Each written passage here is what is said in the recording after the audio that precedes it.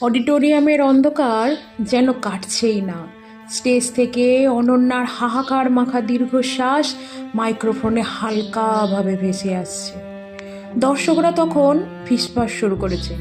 কেউ ভাবছে এটা বোধহয় নাটকেরই অংশ, কেউ আবার সত্যি সত্যি ভীষণ ভয় পেয়ে গেছে। হঠাৎ করেই ব্যাক স্টেজের দিক থেকে একটা মৃদু আলোর টর্চ জ্বলে উঠল। সেই আলো গিয়ে পড়ল অনন্যার ওপর। তার হাতে সেই নীল চিরকুটটা কাঁপছে। সে মাইক্রোফোনটা আবার হাতে নিল, গলায় তখন কান্নার সুর, কিন্তু জেদও আছে। সে পড়তে শুরু করলো চিরকুটের একটি অমোঘ বাক্য। যেদিন এই ডায়েরিটা তোমার হাতে পৌঁছবে, সেদিন হয়তো আমি তোমার চোখের আড়ালে অনেক দূরে থাকব, কিন্তু আমার শেষ নিঃশ্বাসটুকু তোমার এই মনের ভাষাতেই থেকে যাবে। ঠিক এই সময় অডিটোরিয়ামের একদম শেষ প্রান্ত থেকে একজন পুরুষ মানুষের গলা শোনা গেল, একদম শান্ত কিন্তু গম্ভীর।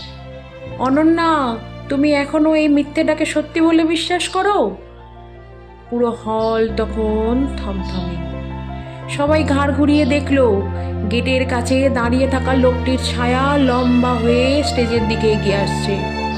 অনন্যা স্টেজ থেকে চিৎকার করে বলল, অয়ন, তুমি জানো না আমি এই 5 বছর কি বিষ নিয়ে বেঁচে আছি? কেন এসেছো আজ?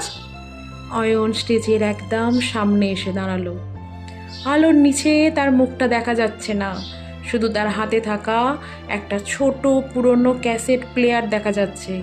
অয়ন বলল, আমি তোমাকে এই ডায়েরিটা দিইনি অনন্যা।